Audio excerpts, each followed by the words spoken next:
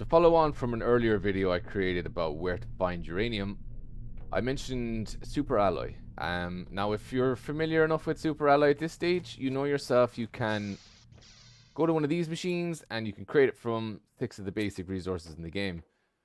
But you'll obviously get to a point where it gets a bit annoying, you're wasting your aluminium. There is a really handy location you can go to actually get an infinite supply. So where I am right now, you can see from the X, Y, and Z, but you start just over the hill there in the what is now a lake. So hopefully you're familiar enough with this location by now. There's plenty of iridium inside here. Sulfur just out the other side of that cave. And there's your big starship.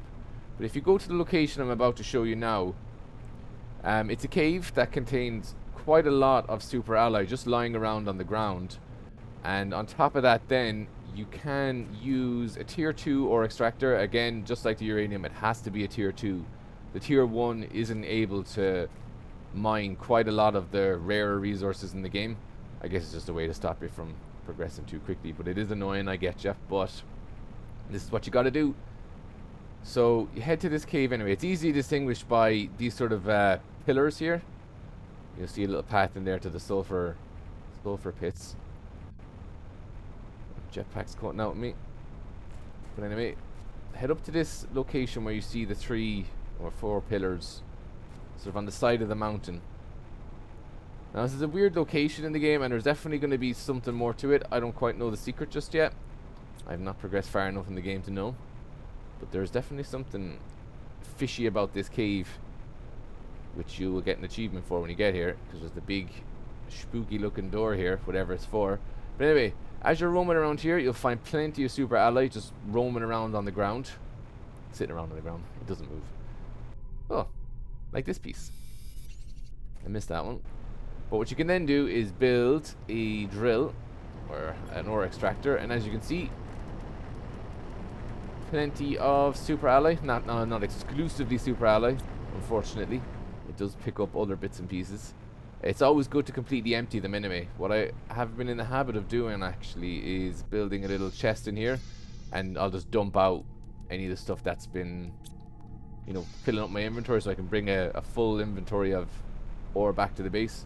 I'll say I like to bring back some of the other rare stuff too. One thing that happened to me once before, I don't know if I triggered it myself or what's going on, but when I left this cave with a bunch of alloy, a meteor shower came. And they were sort of green colored ones, with sky went purple and loads of green colored meteors came down. And they were dropping off loads and loads of pieces of super alloy. I must have got about 20 pieces just from a mad meteor shower that came down. So that's another thing to keep an eye out for if it ever happens to you again. Now, one thing that was slightly different about this meteor shower compared to like the ones that come when you make a rocket for iridium and what is it called? The green stuff, uranium.